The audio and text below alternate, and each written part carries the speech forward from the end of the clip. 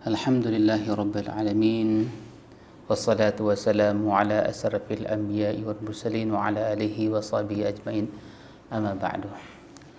Alhamdulillah, kita dijumpakan lagi oleh Allah Subhanahu wa taala dalam rangka saling sehat menasihati di dalam kebenaran, keimanan dan kasih sayang insyaallah.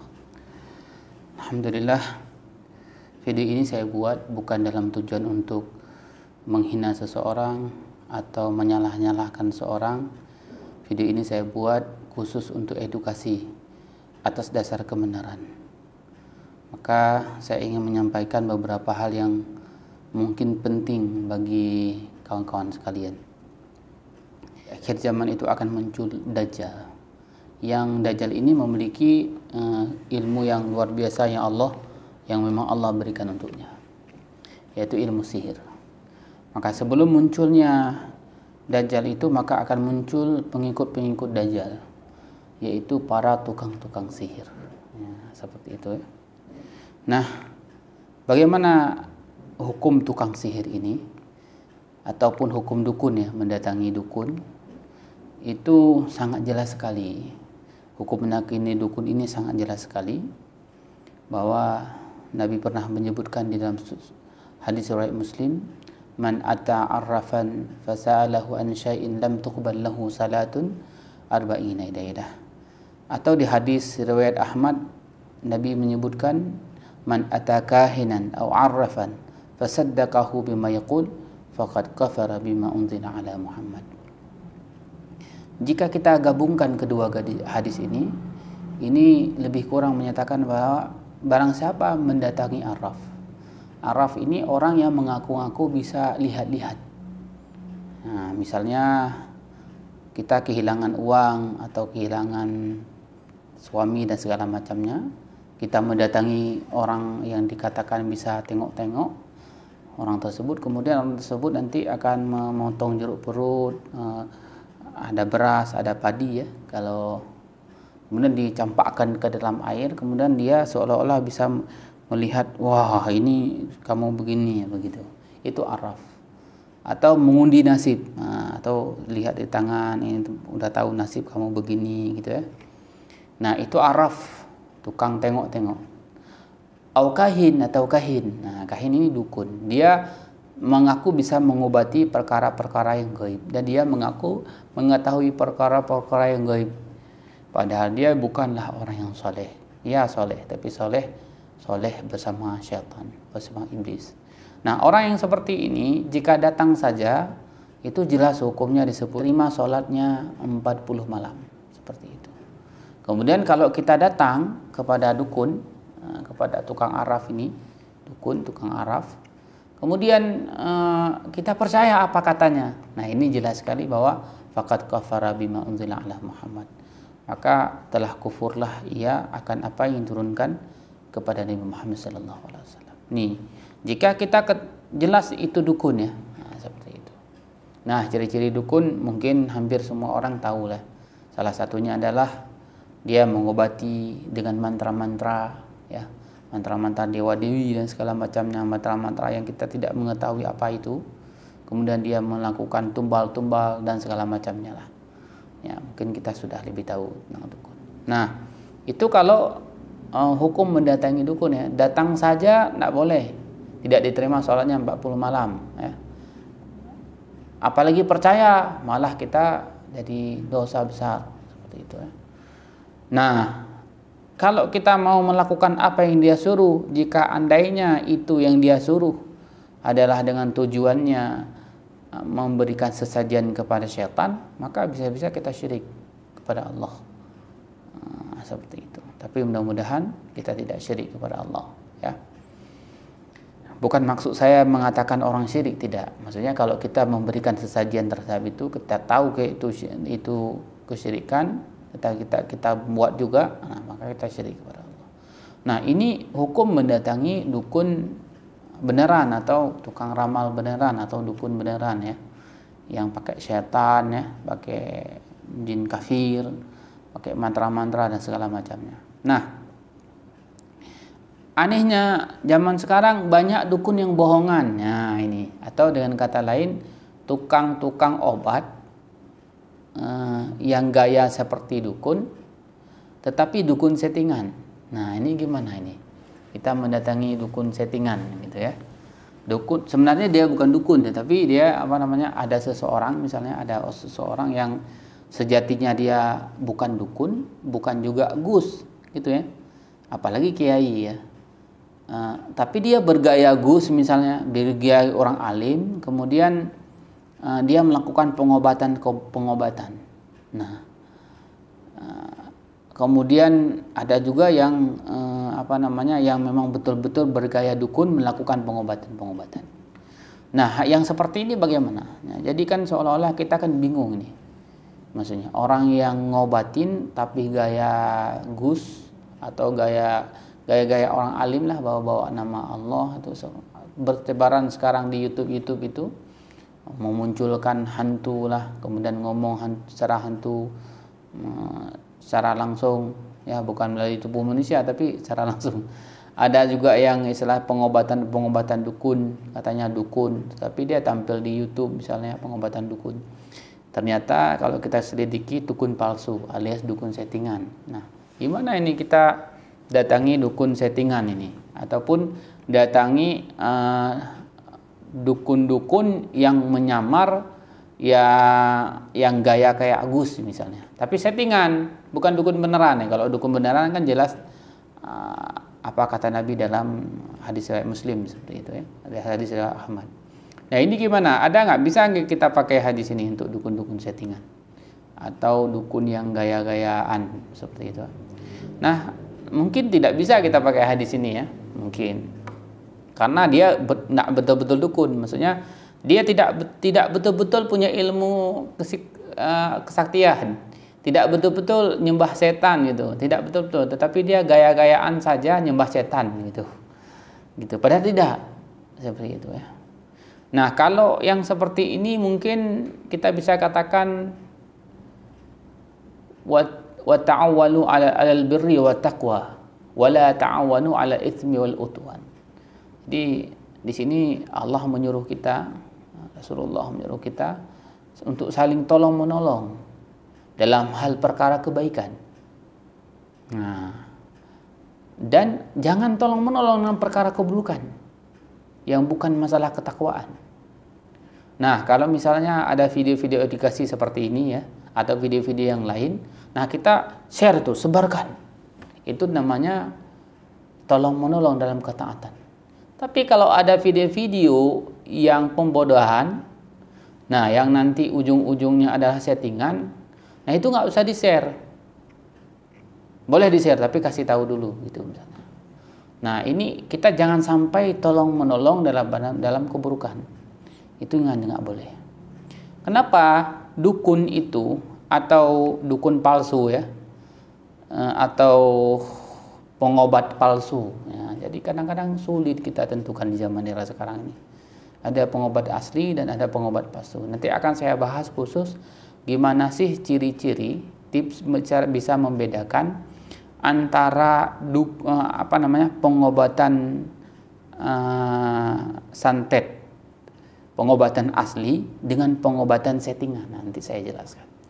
Nah, kenapa kita istilahnya jangan tolong menolong kepada hal yang keburukan, kepada settingan itu nggak usah kita bagi-bagikan videonya.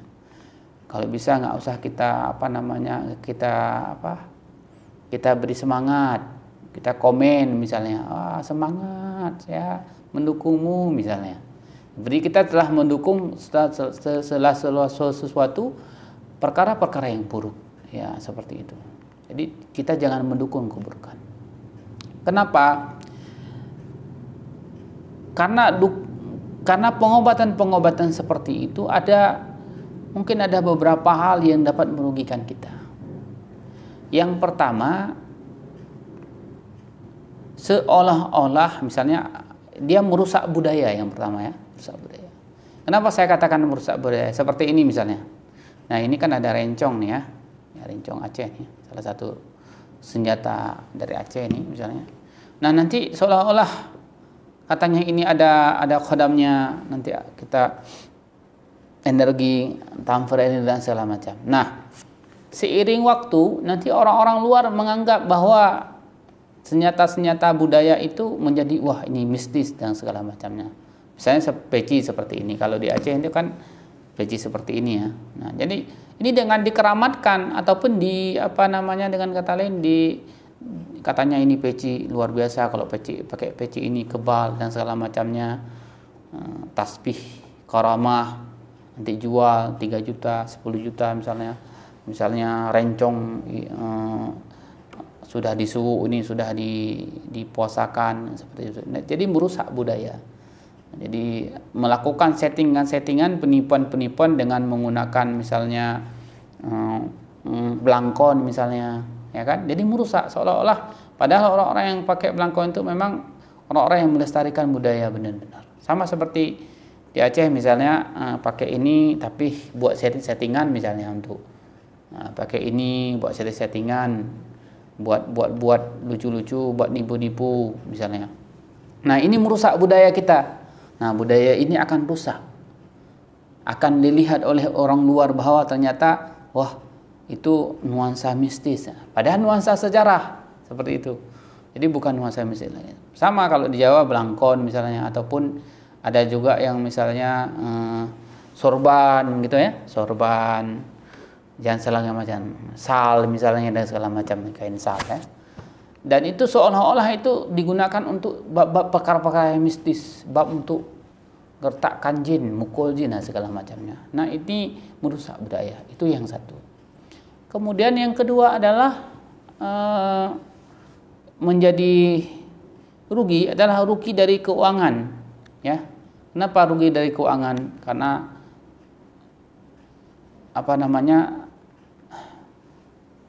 kita membeli hal-hal yang barang-barangnya yang begitu mahal dijual, ternyata itu hanya tipu-tipu belaka. Sebagaimana ya, kalau memang itu dia beli mahal tetapi itu bukan asli, misalnya orang suka benda-benda aneh misalnya kan, koleksi ya nggak masalah, itu nilai seni. Tapi kalau nilai mistisnya ini untuk apa? Kalau benar ada mistis, bahkan mungkin tidak ada ditipu-tipu. Nah, ini ada juga yang seperti itu. Ada keris kecil. Nah, nanti saya akan nampakkan, ini masih ada satu kotak sama saya ini dari orang-orang yang sudah taubat, yang sudah pernah ditipu banyak dukun. Nah, dukun itu pun kadang dukun palsu juga, bukan dukun asli. Ya, dukun settingan tadi itu. Nah, nanti seiring waktu saya akan membuat kajian khusus tentang masalah bab bagaimana tipu-tipu tentang masalah jimat-jimat ya, yang harganya bervariasi itu. Ini ada semua saya ya. Nah, seperti itu. Jadi keuangan juga kita kena ditipu. Nah, dari budaya, di keuangan. Kemudian satu lagi dari segi akidah, keyakinan kita. Yang tadinya kita harus yakin kepada Allah, maka akhirnya justru kita lebih yakin dan pede percaya dengan menggunakan pakai jimat-jimat tasbih tadi itu. Tasbih di sini lagi naruh tasbih. Orang zikir untuk tasbih itu ya. Bukan ditaruh kayak non muslim ya gitu. Ribudah sana di sini. Nah, tasbihnya seperti itu. Yakin dengan tasbih itu dapat menolong dia dari santet misalnya. Yakin di dalam hati bahwa dengan tasbih, bukan bahwa dengan ini. Nah, akan begini, akan begitu. Yakin dengan adab keris-keris kecil itu. Nah, ini lagi-lagi merusak budaya kan. Jadi keris itu yang tadinya budaya yang asli, yang nggak boleh kita apa-apakan, tapi akhirnya budaya jadi keris jadi benda-benda klinik. Nah, seperti itu. Nah, ini merusak akidah kita, wahai akhi. Maka stop pembodohan umat. Stop pembodohan orang-orang yang memang masih awam. Kalaupun membuat settingan-settingan terserah, tapi jangan bawa agama, jangan bawa budaya, apalagi tipu-tipu dengan menjual sesuatu yang yaitu sangat membahayakan. Ya orang itu mau beli ya karena kita sugestikan, udah kita tipu, udah kita katakan wah ini sudah saya taruh energi positif, udah nur cahaya ilahi dan segala macamnya. Kita baca lagi dengan segala macam ini, sudah 3 malam udah saya begini dan begitu. Nah, ini berhentilah dengan perkara-perkara ini, karena kalau memang Anda ya, kalau ada ya, Kalau ada yang seperti itu, saya sarankan berhentilah.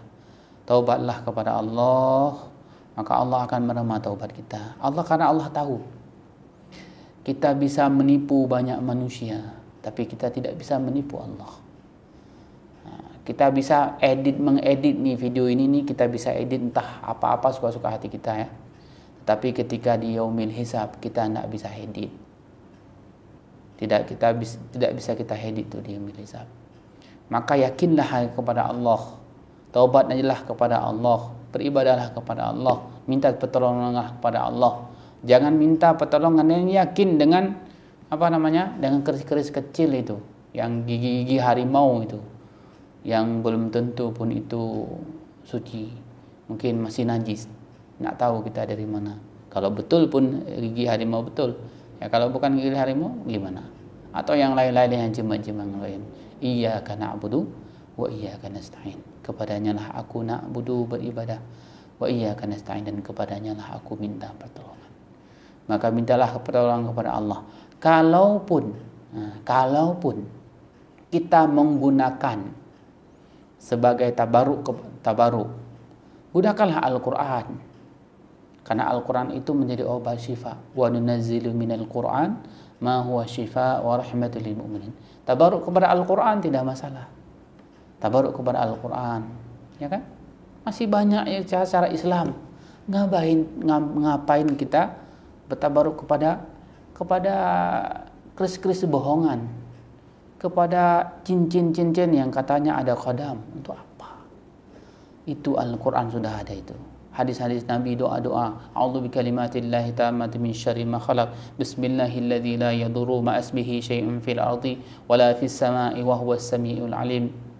Hasbiyallahu la ilaha illa huwa, seterusnya, la ilaha illallah wahdahu la syarika la lahul mulku wa lahul hamdu wa huwa ala kulli syai'in qadir. Menjaga wudu, dan banyak sekali amalan-amalan Al-Quran, hadis-hadis Nabi yang sudah Allah ajarkan, yang sudah Nabi ajarkan kepada kita. Itu lebih sakti daripada senjata-senjata seperti ini. Ya, ini bukan salah, ya. Ini budaya. Ya, bisa kita pakai budaya ini untuk membunuh Belanda dulu. Seperti itu, ya. Tapi bukan meyakini benda ini dapat menolong kita. Meyakini benda ini ada khodamnya 10, khodam harimau 5, khodam pula sepian, gini-gini harimau segala macam lah. Jangan meyakini benda-benda seperti ini. Kalau nanti masuk ke dalam hati kita, maka kita bisa syirik kepada Allah. Yuk sama-sama kita ibadah kepada Allah dengan ibadah kemurnian hati kita, dari hati kita yang paling dalam. Yuk kita ikuti tuntunan Nabi besar Muhammad sallallahu alaihi wasallam.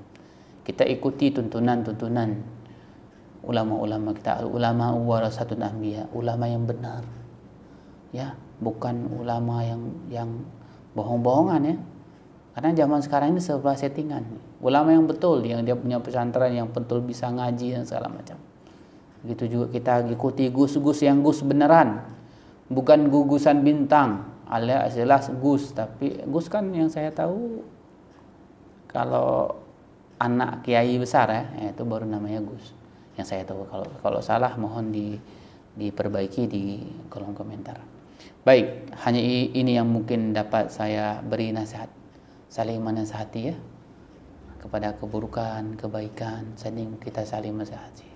Wa tawassaw bil haqq wa tawassaw bis sabr. Semoga bermanfaat. Assalamualaikum warahmatullahi wabarakatuh.